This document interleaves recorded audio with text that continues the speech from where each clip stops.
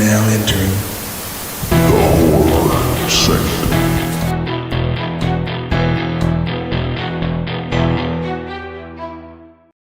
Hello and welcome back to the Horror Sanctum podcast. I'm Jay with John and Kellen, and this week we are not monkeying around.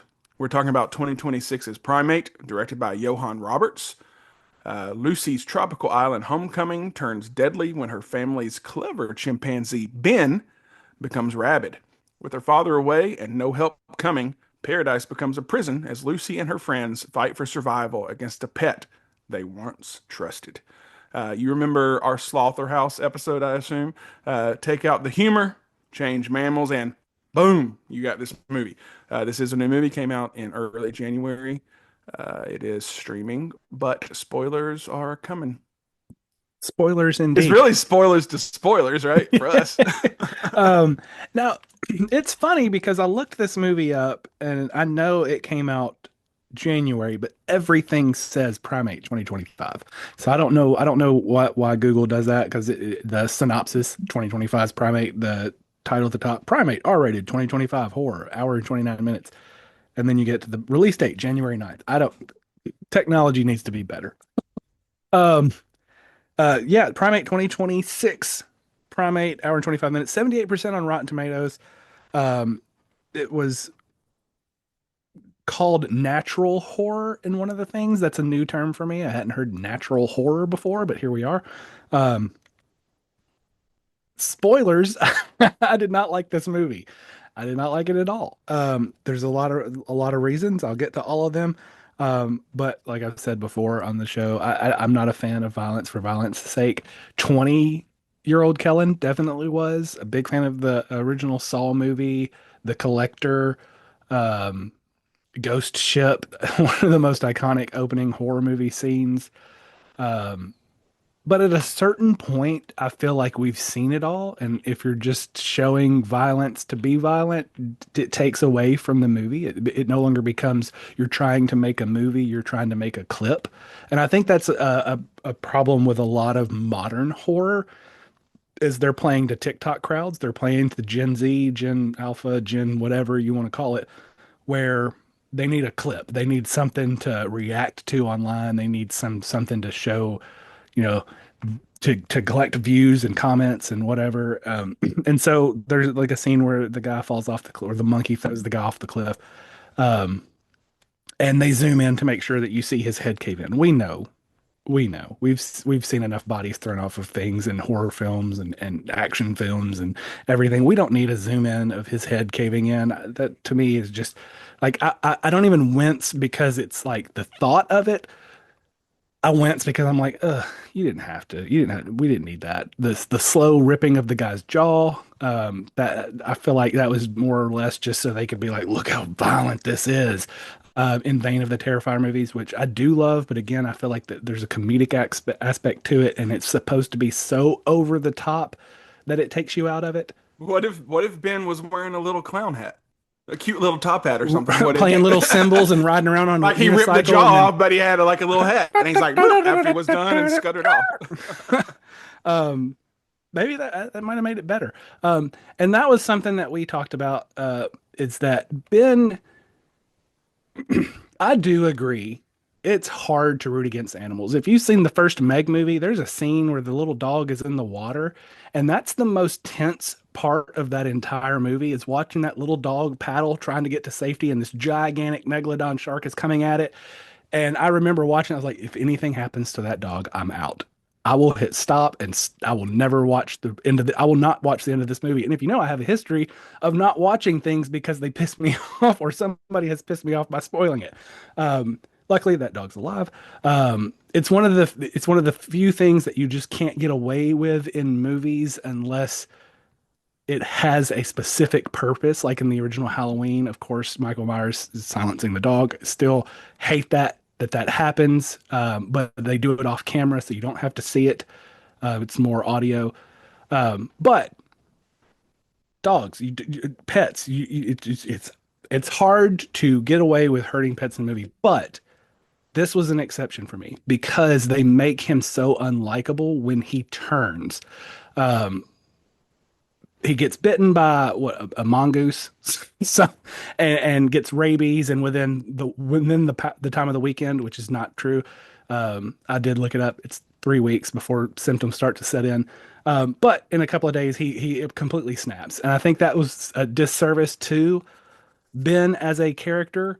Um, if it would have been a slow descent into madness, I think that would have been more acceptable. But just having him all of a sudden become a psychopath and replacing a crazy person in a film who's a murderer with a chimpanzee just felt cheap. Like at least like Jay talked about Slaughterhouse. In Slaughterhouse, it's almost comical that this sloth, this slow-moving creature, is making its way through this sorority house, killing people willy-nilly. The absurdity is there. They tried to go pure slasher horror film, and it just doesn't work for me. It doesn't work because you don't care about anybody. And that was one of my notes. This generation of writers do not know how to write likable characters. It feels like we keep coming back to that with newer movies. Is we just didn't like any of the characters, or the characters were hard to like, or I didn't care what happened to them. And that is a problem when people start dying, you don't have any emotional attachment to them or care that anything's happening to them, then you just don't care about the movie. You don't care what happens next because it's just people dying, and you're just like, okay, good. That guy was the worst. That girl was obviously stupid and deserved what she got because she was the worst anyway. Um, so it's hard when it's not likable characters, and to write the monkey or the chimpanzee to be unlikable just does a disservice. I talked about it um, before with y'all that it should have been slower, and I think if it was more reactionary, instead of him being like a stalking psychopath, it would have been easier to get into this movie if it would have been more, um, like he's scared and these people are trying to, stop him and attack him because they realize he has rabies, and they do have a scene where you could have done that because the girl, her first reaction is kill him. The guy tries to kill him, but no, they almost instantly turn him into this psychotic stalker, this almost Michael Myers-esque character who's, stalking him. And then the pool scene, that was just, I don't know why that was just so boring to me. Is that I understand it was trying to create tension by like they're trapped, but it didn't do anything for me. At a certain point, I was just like, maybe they'll just get tired and drowned, and the movie will be over, and then Ben can hop off into the woods. Um, but yeah, this movie just doesn't do anything for me. It doesn't give me any emotional attachment to anything. I could care less about this film. I will probably never watch it again or have any desire to ever watch it again because it's just not a good movie. Um, it's not to say the acting's not bad. The effects aren't bad. It's just this movie, it was poorly written, poorly executed, and just didn't didn't deserve the budget that it got. So that's my thoughts. Primate. Um, you know, I don't hate this movie, but I've been thinking about this more and more, and it's like I have so many ideas of what this movie should have been. Let me first say, the director, Johannes Roberts, fuck you, buddy. I saw a picture of you online wearing a Cujo t-shirt. Fuck you, buddy. Cujo is a piece of shit story. It's a piece of shit book. And it basically preys on people's emotions who love dogs. So you're going to get a St. Bernard bitten by a bat. Fuck you, buddy. Fuck you for using cheap tactics to make people emotional. And yeah, fuck any filmmaker that does this kind of stuff because that's what they call cheap heat in wrestling. Okay? Cheap heat. I don't appreciate it. I'm an animal person, just like we all are. I'm a kid person, a baby person. You know, animals are always first for me. So I'm Team Ben no matter what. But it's even easier to be Team Ben when you got a bunch of miserable pricks in this movie who just all deserve to die.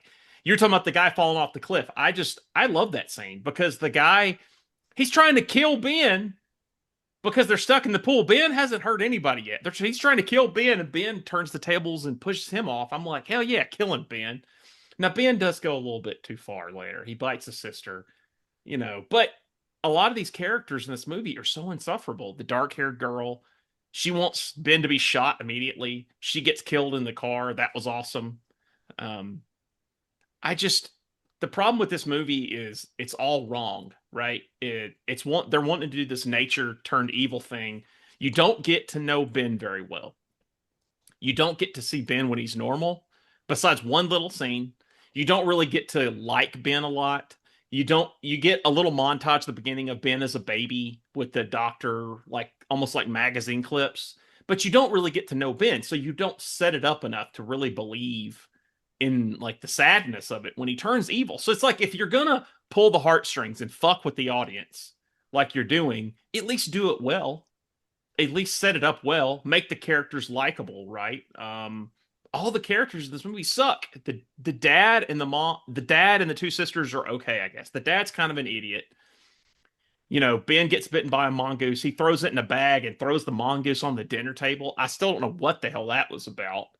Like, is that a normal thing in Hawaii? Like a dead mongoose, you throw it on the breakfast table? Like what? Um, the sisters, they're okay. I mean, they kind of are a bit conflicted by the whole scenario, you could see. So they're not bad, but the rest of the characters just suck. The actor playing Ben is good. He's in the suit, it's practical.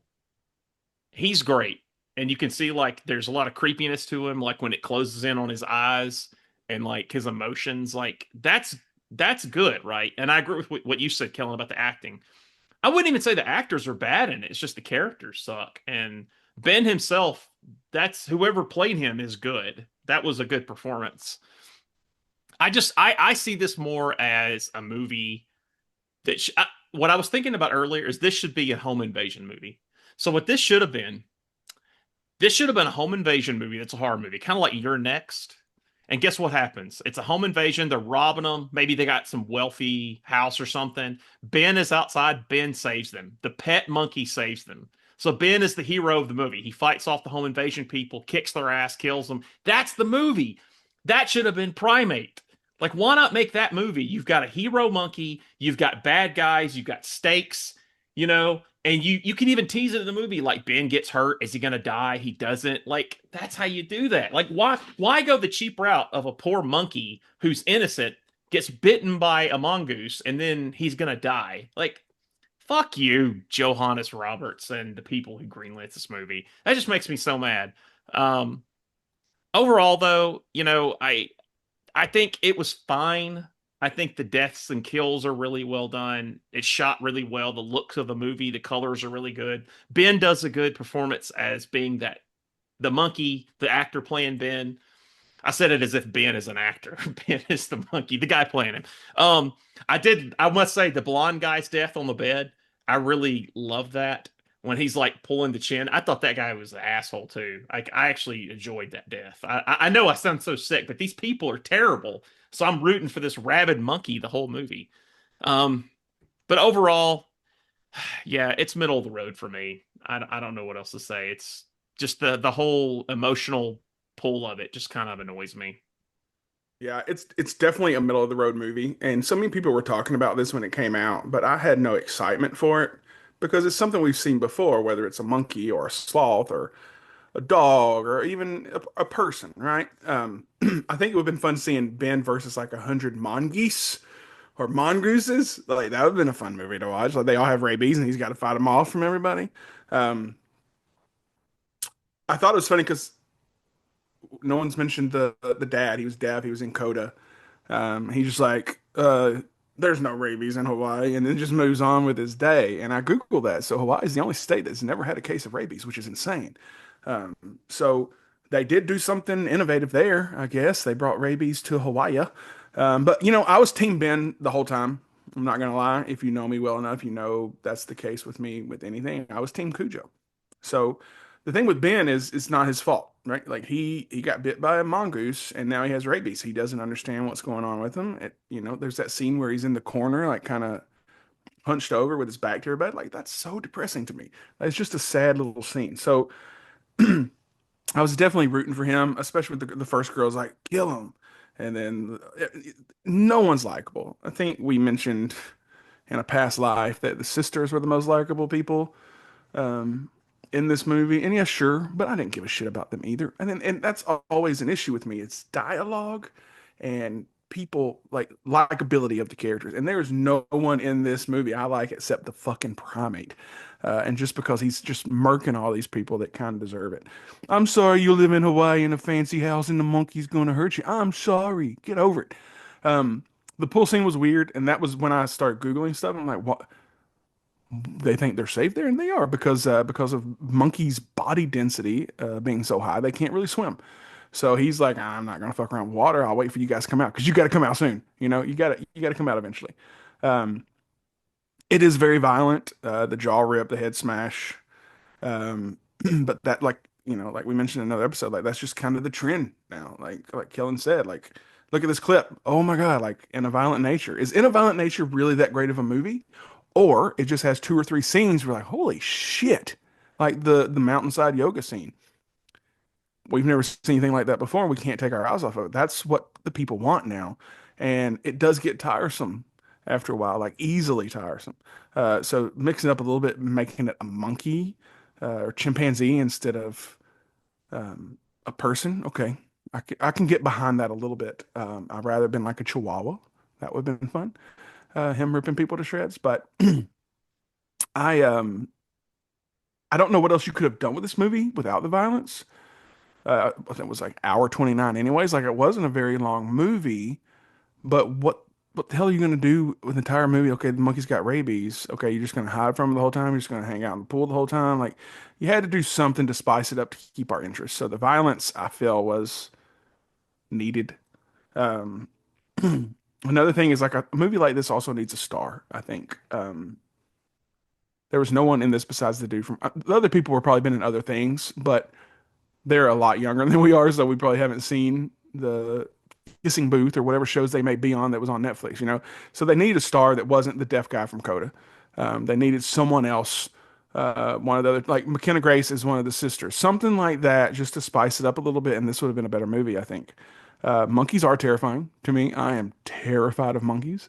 Chimps, any of that genre, no thank you. I don't want to. You got thumbs. I don't want to fuck with you, if I'm being honest. Um, was anyone else surprised that David Howard Thornton didn't play Ben? Um, I feel like he's begging to be in a costume. They're making a stream too. I've seen it. I'm like, come on. We don't need it. We don't want it. No. Sorry. Terrible. Do Terrifier and move on. But yeah, I agree that we need more Ben setup because you didn't really connect with him unless you're just an empath for animals like I am. Like I've started this. It's called the BRP at home. It's called the Bug Relocation Program. So the ladybugs aren't ladybugs, the little beetles that are in everyone's house this time of year. I catch them and I release them. Or if it's late at night, I sometimes just put them in a plant we have in the guest room. Um, so I even have that empathy towards bugs and stuff like that. So of course, a monkey getting a disease that he can't help is going to bother me. I thought it was shot well. It was very dark. I kind of like the colors though. It worked for me. Like even behind Kellen, the Ben is just like in that shadow of red, and behind me, like him behind that door, like it's that glass. It's just something about it is creepy. The coloring was very creepy. So, but yeah, there's really not a lot more you can say about this movie. It is what it is, right? It's not complex. It's not something like I just watched. Kellen, have you watched The Backrooms yet? Okay, so I watched a movie today called Exit 8. Apparently, it's a video game or an app. It's not like a console game. And it's basically the back rooms. But it's this guy who gets off a train and he can't get to the exit. It's just a constant loop. And he has to find these anomalies.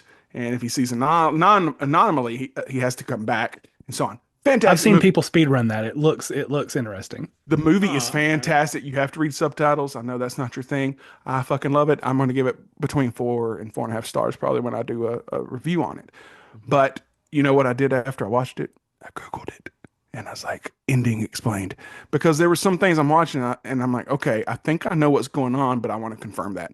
Do you know what movie you don't have to Google to confirm what was going on? Fucking Primate. You do not have to Right. Google this movie. You do not have to pay attention to this movie. When you hear a scream, like, okay, the monkey got somebody. The chimp got somebody. We get it. So there is a little bit like ease and like peace with movies like this. You know, like if you're a horror guy, like we have a horror podcast. We love horror movies, right? This is a movie you can just flick on, watch it. You don't have to pay attention. You know exactly what happened, and you can move on with your day. It's not awful. It's certainly not great. It just is. So we'll go around, give our rankings. TJ's not here. He did give a ranking of 2.5, I think. Maybe not. But yeah. So we'll go around, give our rankings, and close up shop. John? I guess we start with Kellen, then we start Yeah. Kellen. Real quick though, hear me out, John. Mm-hmm. Make this Home Alone with like a group of like 5 people breaking in. The dad and the 2 daughters are going to his little book, whatever, and they're leaving the house. And maybe there's even a news story before they leave about break-ins in the area. And then you have Ben basically protecting the house from these people, and he's just like killing them, snatching them up one by one I'd until watch you that. get towards the end. And then the family shows up, there's nobody there, and you cut to a scene of the water and a body just kind of washes up and it's Ben kind of looking over the cliff, and then he just goes back with the family. End of movie. That would have been such a better movie than this. That'd be pretty cool. You Yeah. could have still made him the killer and the hero. And it'd be kind of creepy too. Like, Yeah, wow, how did he do that? Because I was Yeah. Googling stuff. Chimpanzees specifically can lift 600 to 1,200 pounds. They're about 10 times stronger than a human, and it takes 8 pounds of force to rip a human jaw off. So that's actually, it would have been super easy for him. So, but yeah, you could have made this like the exact same kind of premise where he's killing people, but just make the people bad guys so that he's the hero. And then the family comes back and they're, oh, Ben, Let's write it. did you miss the us? first Horror Sanctum production? Ben 2. Ben 2. Been there, done that. But yeah, this movie is just one of those that's a complete mess across the board for me. So 1 out of 5. I think you gave it a 1.5 when we talked before. Well, Maybe not. congratulations. I might That's be what misremembering that. Tom does. Yeah, the style and suit of Ben in this movie is kind of like something from the 80s, so I appreciate that. But and I think there's this creepiness like you were talking about with apes, because they share like 95% of genetics with humans, which I know I'm not trying to get in a conversation here, but they're very similar, right? So apes, there's so much similar human stuff there, just like dolphins. Like when you see them like interacting, it's almost creepy in a way. But yeah, it just turns into like a slasher by the end, and I don't like the emotional manipulation with tragic creatures like this, like Cujo. It's not a terrible movie, but that just really pisses me off. So overall, it's a 2.5 out of 5, middle of the road.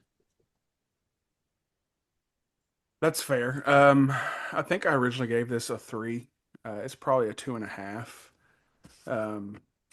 We're gonna call it a 2.5. I think my original note says 3.5, but thinking back, this is not a 3.5 movie at all. But the more I think back on the movie, the more I like it. But it's also the more I could give a shit. Like if this comes out in a steelbook and it looks like my background, sold. If it comes in as a cool steelbook anyways, I'll probably get it. But I'm not gonna buy just like a regular Blu-ray. And for me to say that is really an indictment on the movie itself, because I own fucking a ton of movies. So 2.5 for Primate. That's factoring in TJ's ranking that he had when we discussed the movie, even though he's not here. So, all right, that's going to be it for this episode. Be sure to subscribe to our YouTube channel, to wherever you're listening to this podcast. Follow us on Instagram, TikTok, join our Facebook group, and we have an Amazon Music playlist. We do not have any songs from this movie on there yet. I'll have to see if there is a score on Amazon. If not, we'll just put a song by the Monkees on there. Well, it's the same thing, right? All right, signing off, I'm John with Kellen and Jay.